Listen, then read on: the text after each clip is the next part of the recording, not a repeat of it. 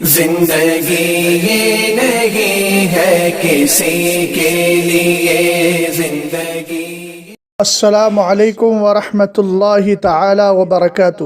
الحمد للہ الذی خلق السفل والعلا والصلاة والسلام على حبیبہ المصطفى وعلى آلہ وأصحابہ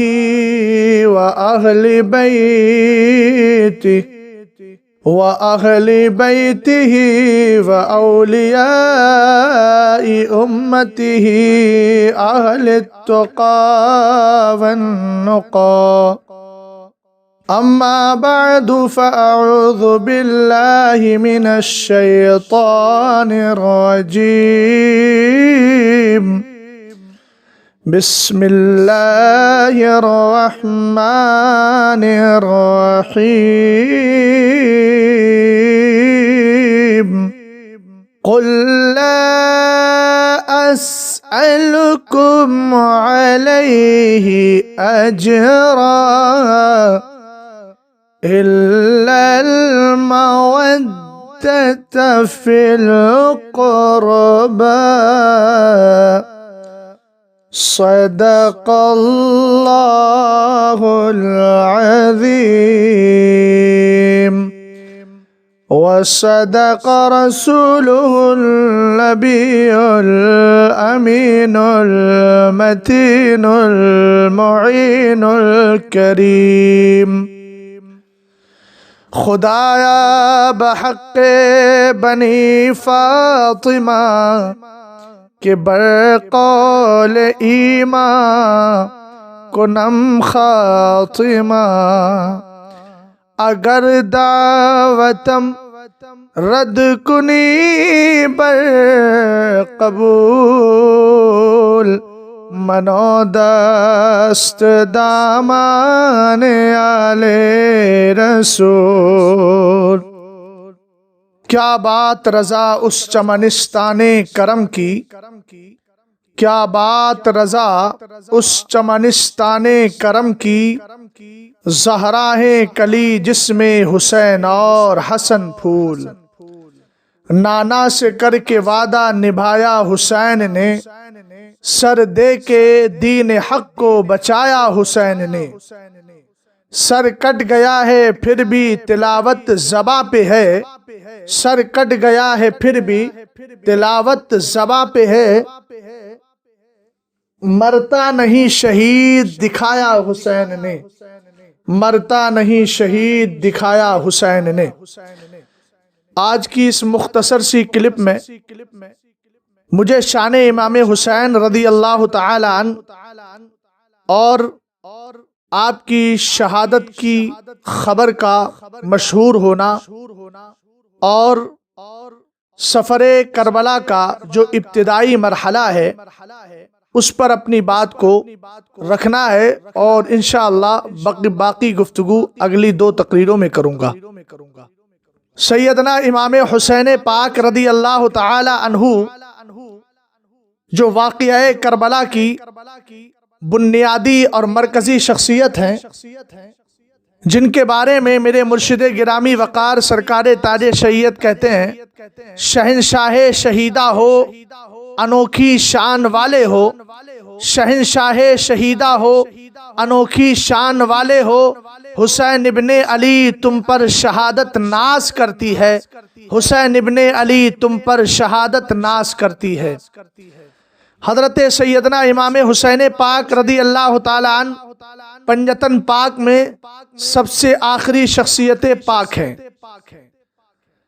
لی خمسۃ اطفی بہا حر الوباء الحاطمہ المصطفیٰ والمرتضیٰ وابناہما والفاطمہ، تو وابناہما میں حضرت مولائے کائنات سیدہ کائنات رضی اللہ تعالی عنہما کے 2 لخت جگر، جن میں پہلی ذات کا نام حسن ہے اور دوسری ذات کا نام حسین پاک ہے۔ حضرت امام حسین پاک رضی اللہ تعالی عنہ کی ولادت بھی مدینہ شریف میں ہوئی اور آپ کی شہادت میدان کربلا میں ہوئی۔ یوں کہیے کہ آپ کا آپ کی جائے پیدائش مدینہ شریف ہے اور آپ کی آخری آرام گاہ جو ہے وہ کربلا معلی ہے۔ شعبان المعظم کی 5 تاریخ ہجرت کے 4تھے سال آپ دنیا میں تشریف لائے۔ نبی کریم علیہ السلام کی بارگاہ میں آقا حسین کا وقار اگر سمجھنا ہے تو ابتدا ہی سے سمجھیے کہ آپ نے تحنیک فرمائی۔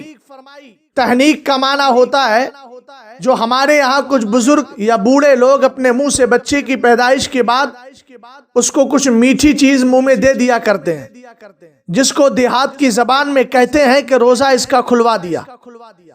تو سیدنا امام حسین پاک حضور پرنور صلی اللہ تعالی علیہ وسلم کے ایسے لختے جگر ہیں کہ آپ نے حضرت امام حسین پاک رضی اللہ تعالی عنہ کی تحنیک فرمائی اور آپ کے کان میں اذان بھی پڑی، آپ کے منہ میں اپنا لعاب مبارک ڈالا اور آپ کے لیے دعا بھی کی۔ اور 7واں دن جو سرکار علیہ السلام فرماتے ہیں بچہ 7 دن کا ہو جائے تو اس کا نام بھی رکھا جائے، اس کا سر مڈایا جائے، آپ کا 7ویں دن نام بھی رکھا گیا۔ اور آپ کی طرف سے میرے نبی علیہ السلام نے خود ایک دمبے کو عقیقے کے طور پر ذبح کیا اور سیدہ کائنات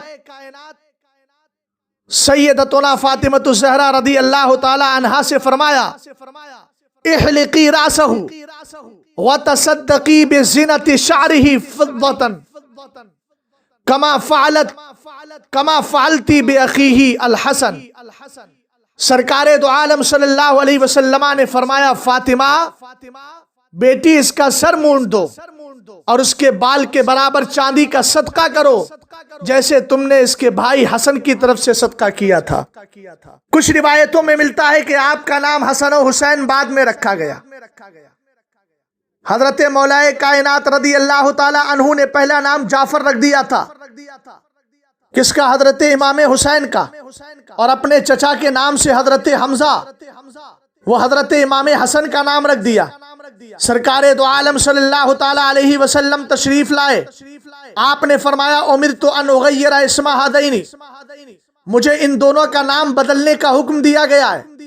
آقا کریم علیہ السلام کے کہنے پر مولا کائنات نے عرض کی سرکار یہ آپ کے لختے جگر ہیں، آپ جو چاہے نام ان کو تجویز فرما دے۔ سرکار دو عالم صلی اللہ علیہ وسلم نے فرمایا ان کا نام حسن و حسین ہوگا۔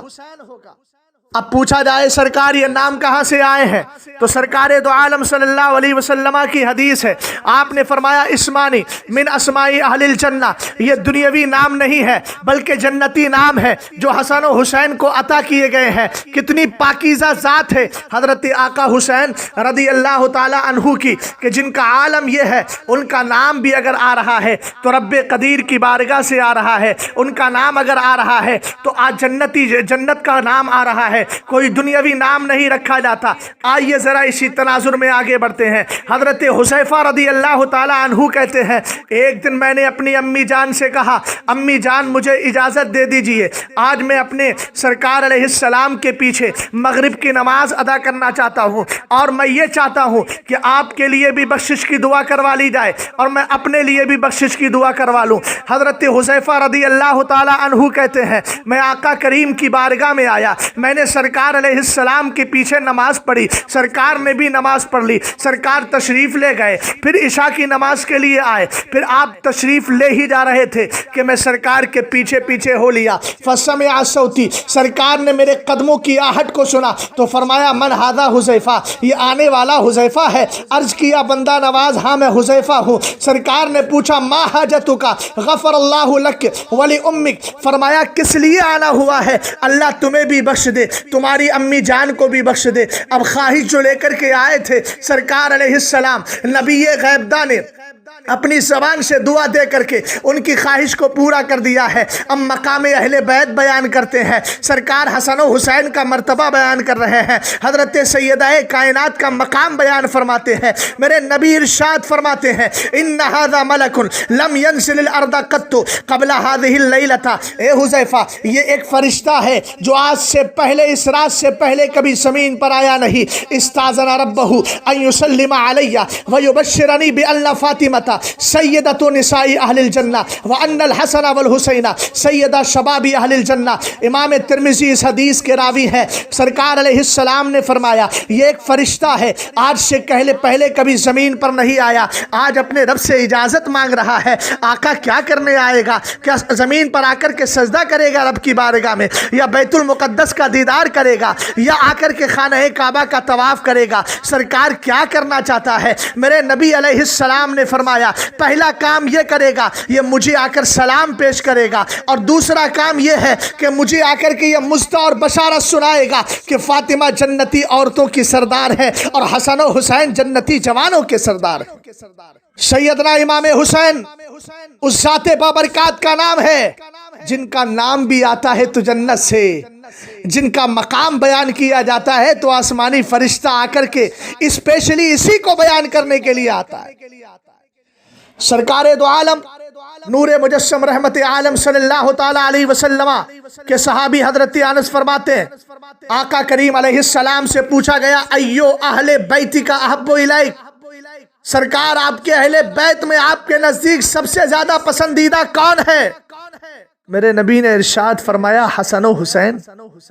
میرے نبی علیہ السلام کی عادت کریمہ تھی، آپ سیدہ کائنات فاطمہ الزہرا رضی اللہ تعالی عنہا سے فرمایا کرتے ادعی لی ابنیہ، بیٹی فاطمہ میرے لخت جگر حسن و حسین کو ذرا بلاؤ۔ جب نبی کی بارگاہ میں حسن و حسین آتے تھے فیشمہما ویضمہما الی، سرکار دونوں کو چوما کرتے تھے اور دونوں کو سینے سے لگا لیا کرتے تھے، دونوں کو چومتے بھی تھے اور سونگتے بھی تھے، اور آقا کریم دونوں کو سینے سے لگا لیا کرتے تھے۔ اب آپ سے پوچھنا چاہتا ہوں پیارے، ہم اپنی اولاد کو چومتے ہیں، اپنی اولاد کو سینے سے لگاتے ہیں، مگر وہر حسین تیرے نانا کی ذات پر قربان، وہر حسین تیری محبت پر قربان، وہر حسین تیرے نانا کی تیرے پیار پر قربان۔ ہم اہل سنت والجماعت کو آقا کریم علیہ السلام کی اس ادا سے اس قدر پیار ہے کہ ہماری جانیں بھی اس پہ قربان ہو جائیں۔ ہم نے تو دنیا کا مزاج یہ دیکھا ہے، سب اپنی اولاد کو چومتے ہیں، اپنی اولاد کو سینے سے لگاتے ہیں، مگر وہر حسن و حسین تمہیں تو سرکار سونگ بھی رہے ہیں۔ آخر سونگنے کی وجہ کیا ہے؟ ہم نے دنیا میں ایک مزاج دیکھا ہے، سونگا جاتا ہے خوشبو، پھول کو سونگا جاتا ہے تاکہ اس کی خوشبو سے معطر کر لیا جائے مشام جان کو، تاکہ آنکھ کو معطر کیا کہ ناک کو معطر کر لیا جائے، مگر آقا حسین تمہیں کیوں چوما جا رہا ہے؟ آقا حسن تمہیں کیوں چوما جا رہا ہے؟ تو آقا کریم کی حدیث ملتی ہے، حضرت عبداللہ ابن عمر فرماتے ہیں ان الحسن والحسین، سرکار دو عالم نے ارشاد فرمایا ان الحسن والحسین ہما ریحانیہ من الدنیا، فرمایا حسن و حسین میرے دنیا کے دو پھول ہیں، اور پھول کو زمانہ سونگتا ہے، تو آقا حسین کو اسی لیے سونگا کہ میرے نبی علیہ السلام کو کہ وہ دونوں پھول ہیں۔ ہم نے کہا پھول میں خوشبو آتی ہے، ہر ایک چیز کی خوشبو الگ ہوتی ہے، حسین تمہارے اندر خوشبو کون سی ہے؟ تو آقا کریم علیہ السلام نے پہلے ہی فرمایا تھا نا کہ میرے اس بیٹے کو میری امت قتل کر دے گی، یعنی یہ بیٹا مرتبہ شہادت پالے گا۔ نتیجہ یہ مل گیا، ایک تو حسین جنتی بھی ہے، اس لیے کہ جنتی جوانوں کا جب سردار ہے، تو جب جنتی جوانوں کے نیچے سردار کے نیچے رہنے والے جنت میں جائیں گے تو سردار تو بدرجہ اولا جائے گا۔ اور آپ نے حدیث میں پڑھا ہے جنتی شخص کے جسم سے جنت کی خوشبو آئے گی، اور آقا حسین تو شہید بھی ہے، اور شہید ہی نہیں ہے شہنشاہ شہیدہ ہو، انوکھی شان والے ہو، حسین ابن علی تم پہ شہادت ناز کرتی ہے۔ جواب یہ مل گیا، آقا حسین آقا حسین کو میرے نبی اس لیے سونگتے تھے، حسین کے جسم میں شہادت کی خوشبو آتی تھی، حسین کے جسم میں جنت کی خوشبو آتی تھی۔ حضرت امام حسین رضی اللہ تعالیٰ عنہ کے تعلق سے آقا کریم علیہ السلام کی حدیثوں میں بہت سارے فضائل ذکر کیے گئے۔ حضرت ابن حبان، ابن سعد، ابو یعلا، ابن عساکر، ان سارے محدثین نے حضرت جابر ابن عبداللہ رضی اللہ تعالی عنہما سے روایت کیا. وہ فرماتے ہیں سمعت رسول اللہ صلی اللہ تعالی علیہ وسلم یقول، میں نے آقا کریم علیہ السلام کو فرماتے ہوئے سنا، من سرہ ان ینظر الی رجل من اہل الجنہ. ایک حدیث کے الفاظ ہیں من سرہ ان ینظر الی سید شباب اہل الجنہ فلینظر الی الحسین ابن علی. سرکار علیہ السلام نے ارشاد فرمایا، جو جنتی شخص کو دیکھنا چاہتا ہو یا جنتی جوانوں کے سردار کو دیکھنا چاہتا ہو تو میرے حسین ابن علی کو دیکھ لے. آقا کریم علیہ السلام نے ایک حدیث میں روایت کیا، امام حاکم نے اس کو لیا ہے اور اس کو حدیث صحیح کہا ہے. وہ یعلا عامری سے روایت کرتے ہیں کہ آقا کریم نے فرمایا، حسین منی وانا من الحسین، حسین منی وانا من الحسین، اللہم احب من احب حسینا، حسین سبط من الاسباط. عرض کرتے ارشاد فرماتے آقا کریم علیہ السلام، اے پاک پروردگار یہ حسین، آپ نے فرمایا حسین مجھ سے ہے میں حسین سے ہوں، حسین مجھ سے ہے میں حسین سے ہوں. فرمایا اے اللہ، حسین سے جو پیار کرے تو اس کو اپنی بارگاہ کا محبوب بنا لے. حسین میری اولاد میں سے ایک اولاد ہے. آقا کریم علیہ السلام کا یہ جملہ، حسین مجھ سے ہے میں حسین سے ہوں، اگر اس کو ہم شرعی اعتبار سے دیکھیں، دین کی فروغ کے اعتبار سے دیکھیں تو مطلب یہ ہے کہ جس دین کو مصطفیٰ کریم علیہ السلام نے عام کیا تھا اس دین کو بچانے والا میدان کربلا میں حسین ہوگا. اور اگر نسبی اعتبار سے دیکھیں تو آقا کریم علیہ السلام کے دو ایک بیٹے تھے جن کا نام سیدنا ابراہیم رضی اللہ تعالی عنہ تھا. ان کی روایت بڑی مشہور ہے. ایک دن آقا کریم علیہ السلام تشریف فرما ہے. آقا کریم کی ایک طرف حضرت امام حسین لیٹے ہیں اور ایک طرف حضرت ابراہیم رضی اللہ تعالی عنہ لیٹے ہیں. اتنے میں حضرت جبریل امین آئے اور عرض کرتے ہیں پاک پروردگار کے پیارے حبیب، اللہ نے مجھے بھیجا ہے اور فرمایا ان دونوں میں سے ایک کو تم چن لو اور ایک کو میرے حوالے کر دو.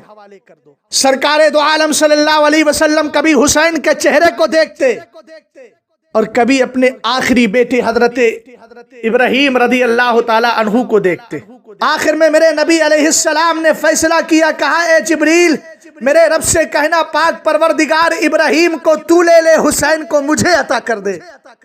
حضرت ملا جامی رحمت اللہ تعالی علیہ فرماتے ہیں یہی وجہ ہے کہ 3 دن کے بعد حضرت ابراہیم کا انتقال ہو گیا. رب کی بارگاہ تک وہ چلے گئے، حسین ان کے لیے باقی رہے.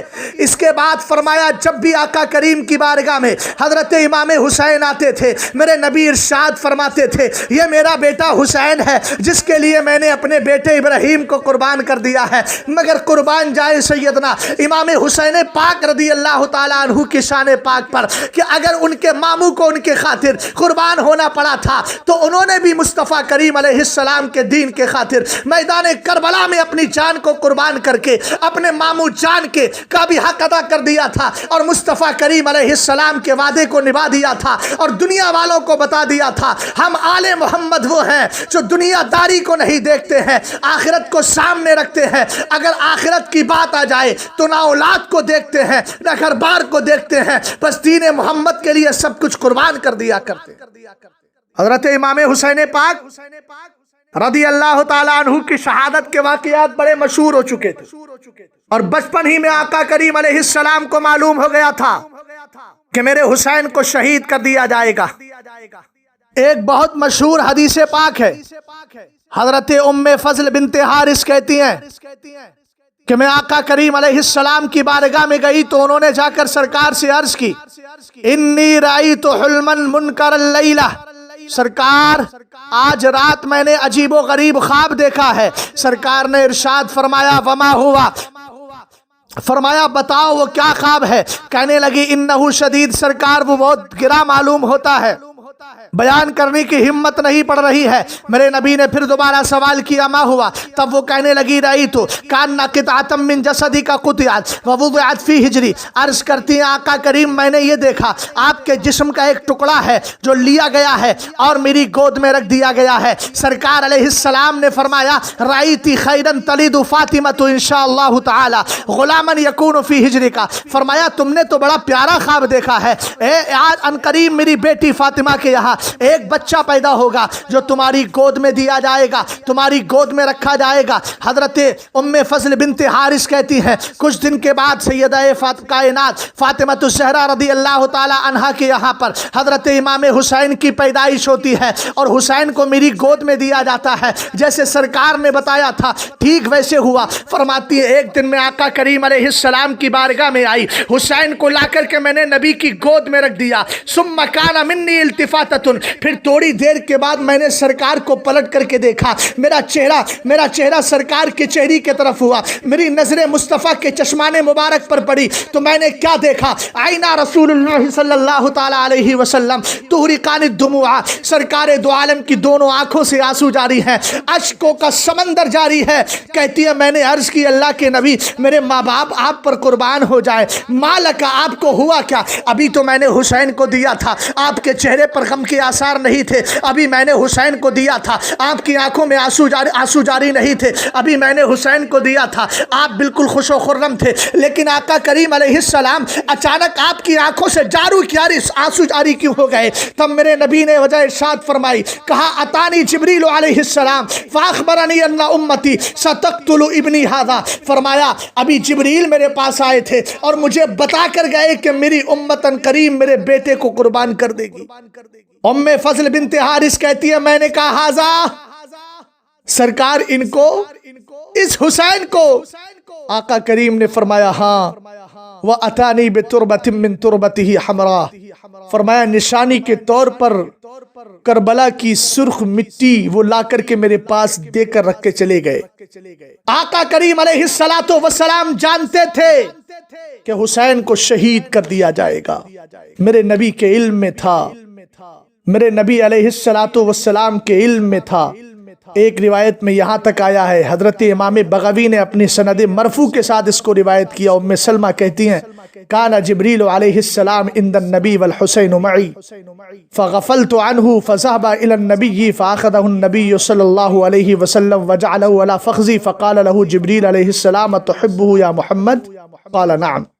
امام بغوی فرماتے ہیں ام سلمہ نے کہا جبریل امین سرکار دو عالم کے پاس تھے، حسین میرے ساتھ تھے، اچانک میری نظر بچی، حضرت امام حسین نبی کی بارگاہ میں چلے گئے، آقا کریم علیہ السلام نے ان کو پکڑ کے اپنی ران پر بٹھا لیا۔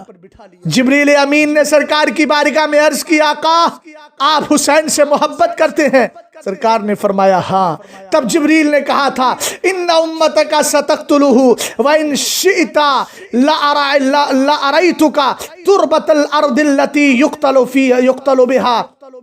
سرکار علیہ السلام کی بارگاہ میں عرض کی آقا آپ کی امت آپ کے اس بیٹے کو عنقریب شہید کر دے گی، اگر آپ کی خواہش آپ چاہتے ہو تو میں اس زمین کی مٹی آپ کو دکھا دوں جس میں حسین کو شہید کر دیا جائے گا۔ روایت میں آیا ہے ثم بسط جناحہ الی الارض، پھر انہوں نے اپنے بازوؤں کو زمین کی طرف پھیلایا، وَأَرَاهُ أَرْضًا يُقَالُ لَهُ كَرْبَلَا تُرْبَةٌ حَمْرَاء بِطَفِّ الْعِرَاقِ، عراق کے مقام طف جس کو میدان کربلا کہا جاتا ہے، انہوں نے آقا کریم علیہ السلام کو وہی زمین دکھا دی جس زمین کو کربلا کہا جاتا ہے، اس کی سرخ زمین بھی دکھا دی جو مقام عراق کے جو ملک عراق کے مقام طف میں واقع ہے۔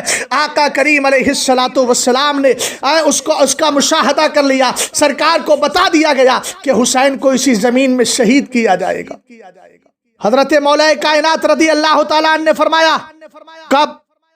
جبکہ اسبغ ابن بنانا کہتے ہیں کہ ہم سب مولا کائنات کے ساتھ ایک سفر میں تھے، فمررنا بارض کربلا، ہمارا گزر کربلا کی سرزمین سے ہوا تو مولا کائنات نے فرمایا ہا ہونا مناخ رکابہم، یہی وہ زمین ہے جہاں حسین اور اس کے لشکریوں کی سواریاں بیٹھیں گی، وموضع رجالہم، اور یہی حسین کے افراد اپنا پڑاؤ ڈالیں گے، وَمَحْرَاقُ دِمَائِهِمْ، یہی حسین اور اس کے ساتھیوں کا خون بہایا جائے گا۔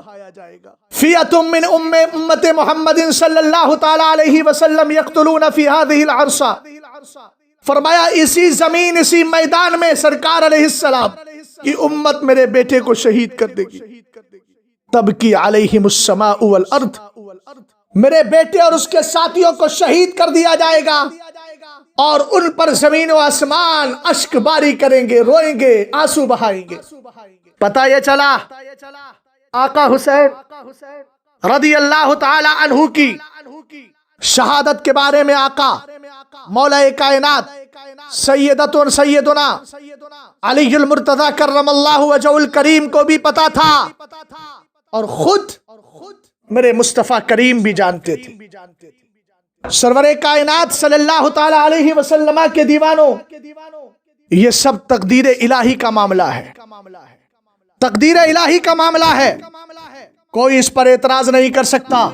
اسی لیے تو ابن عساکر نے خود ذکر کیا ہے کہ ایک بار آقا کریم علیہ السلام تشریف فرما ہے، حضرت ابو بکر صدیق اکبر ہیں، عمر فاروق اعظم رضی اللہ تعالی عنہ ہیں، اتنے میں مولا کائنات آئے، امیر معاویہ رضی اللہ تعالی عنہ بھی وہاں موجود تھے۔ نبی کریم علیہ السلام نے مولا کائنات کے متعلق امیر معاویہ رضی اللہ تعالی عنہ سے پوچھا، اتحب علی، کیا تم علی سے پیار کرتے ہو؟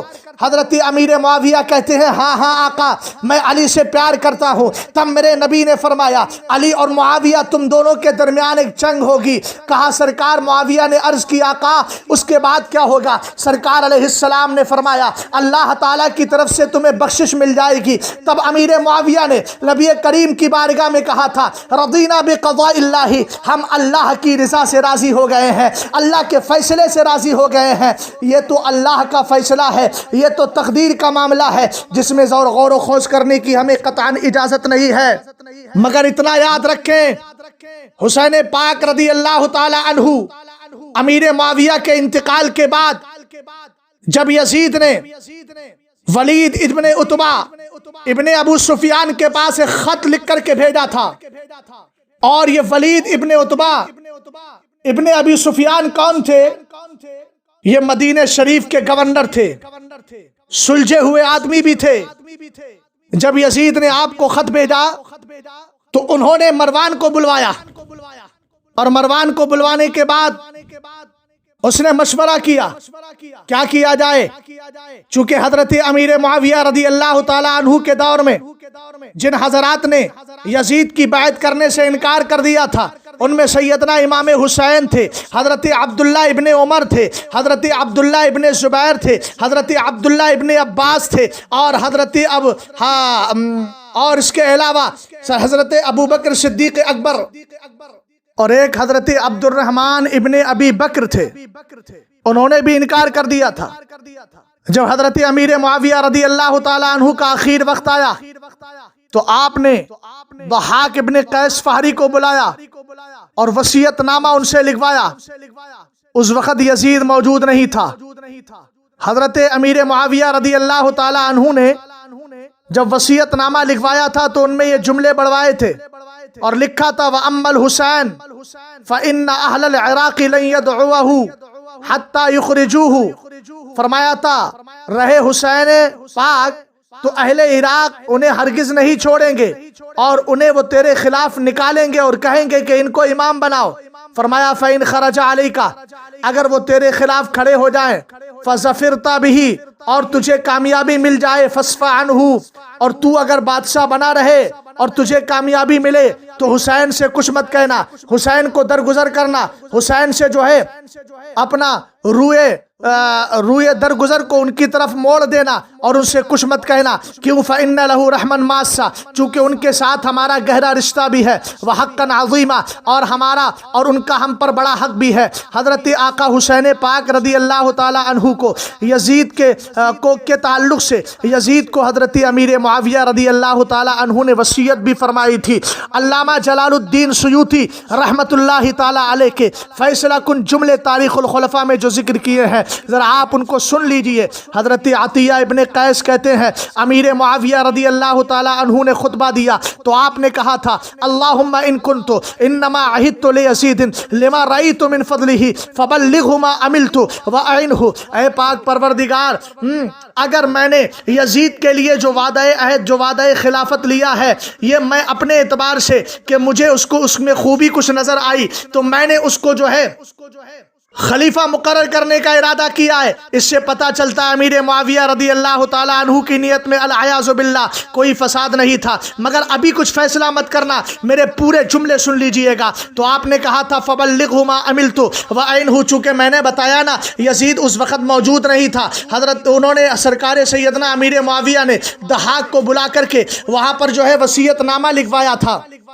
تو کہا کہ پاک پروردگار جو میں امید لگائے بیٹھا ہوں یہ امید یزید کے دل میں ڈال دینا اور اس کی مدد کر دینا۔ پھر آپ نے یہ بھی کہا وَإِن كُنْتُ إِنَّمَا حَمَلَنِي حُبُّ الْوَالِدِ لِوَلَدِهِ، اور اگر میرا یہ فیصلہ محض اس طور پر ہو کہ جیسے ایک باپ اپنے بیٹے سے محبت کے طور پر فیصلے کر لیا کرتا ہے وَإِنَّهُ لَيْسَ لِمَا صَنَعْتُ بِهِ أَهْلًا، اور اگر مولا جو میں نے اس کے لیے کیا ہے اگر وہ اس کا حقدار نہیں ہے تو رب قدیر فَقْبِضْهُ قَبْلَ أَن يَبْلُغَ ذَلِكَ، تو اس کو اس سلطنت کے حاصل کرنے سے پہلے اس کو دنیا سے اٹھا لینا اور اس کو موت دے دینا۔ میں پوچھنا چاہتا ہوں ان ظالموں سے جو سیدنا امیر معاویہ پر انگلی اٹھاتے ہیں، میں پوچھنا چاہتا ہوں ذرا یہ تو بتاؤ کہ سیدنا امیر معاویہ رضی اللہ تعالی عنہ یزید کے لیے دعا کر رہے ہیں، مولا اس کو حکومت ملنے سے پہلے ہی موت دے دینا۔ ہے کوئی باپ جو اپنے سینے پر ہاتھ رکھ کے یہ بتائے کہ وہ اپنے بیٹے کے لیے بد دعائیں کرتا ہو؟ بیٹا کتنا بھی بگڑ جاتا ہے مگر زبان سے بد دعائیں نہیں نکلتی۔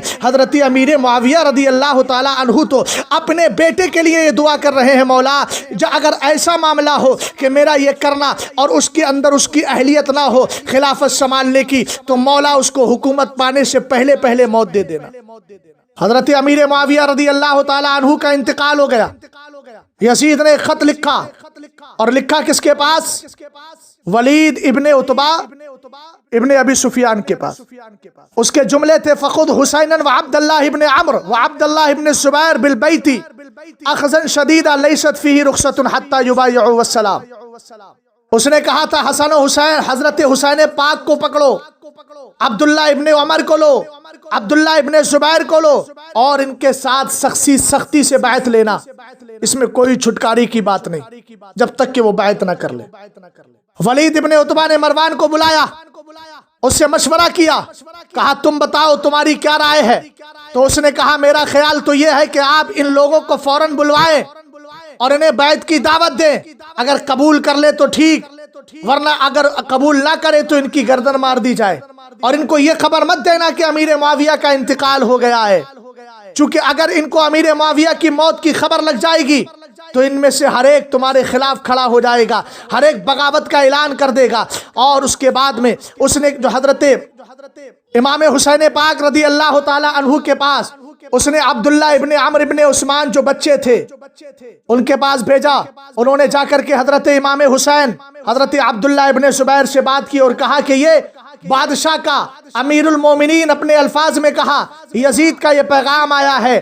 یہ دونوں اس وقت مسجد کے اندر ایک مجلس میں بیٹھے ہوئے تھے، ان سے کہا کہ آپ فوراً جواب دیجئے، بیعت کر لیجئے۔ دونوں نے فرمایا تم چلے جاؤ، ہم آئیں گے اور آنے کے بعد ہم بیعت عام طور پر کھلا کریں گے، یہاں بند کمرے میں چپکے سے ہم کرنے والے نہیں۔ اس کے بعد میں حضرت امام حسین پاک رضی اللہ تعالی عنہ نے آپ اپنے جوانوں کو جمع کیا اور جمع کرنے کے بعد مشورہ کرتے ہیں۔ مشورے کے بعد میں حضرت آقا حسین نے اپنے غلاموں کو جمع کیا، اپنے گھر والوں کو جمع کیا اور آپ نے فرمایا میں جا رہا ہوں ولید ابن عتبہ کے دروازے پر، تم یہاں کھڑے رہنا، اگر میں تمہیں بلاؤں یا تمہیں میری آواز اونچی طور پر سنائی دے، اگر تمہیں لگے کہ میری آواز بلند ہو گئی ہے، چیخ پکار کی آواز آئے تو تم سب کے سب اس کے دربار میں آ جانا۔ اور اس کے بعد فرمایا اگر ایسا نہ ہو تو اپنے جگہ کھڑا رہنا یہاں تک کہ میں خود نکل آؤں۔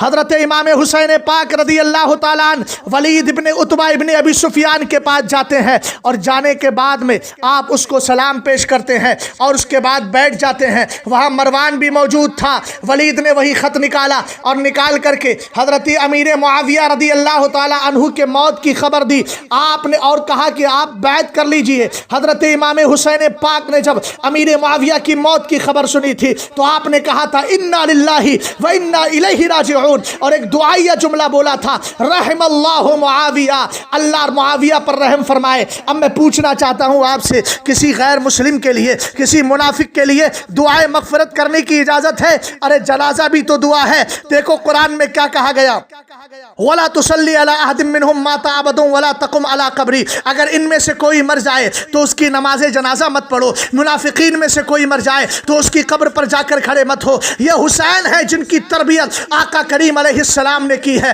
یہ حسین ہے جن کی رگ میں شریعت پاک کا پاس و لحاظ داخل ہے، جن کے دل کے اندر شریعت کا احترام ہے اور جن کے دل میں شریعت کی خاطر سب کچھ قربان کرنے کا جذبہ ہے۔ اب آپ بتائیے، حضرت امام حسین نے رحم اللہ معاویہ کی دعا کر کے یہ بتا دیا ہے کہ ارے تم امیر معاویہ کے خلاف زبان مت چلانا، اس لیے کہ جو زبان چلاتا ہے وہ جہنمی کتا ہے۔ یا من یکون یطعن فی معاویہ فذاک کلب من کلاب الہاویہ، جو امیر معاویہ کے خلاف بولتا ہے وہ جہنمی کتا ہے۔ ارے جس حسین پاک نے امیر معاویہ کے لیے دعائے مغفرت و رحم کی ہو، الحمدللہ وہ ایمان والا ہے، وہ صحابی رسول ہے، کبھی منافق نہیں ہو سکتا۔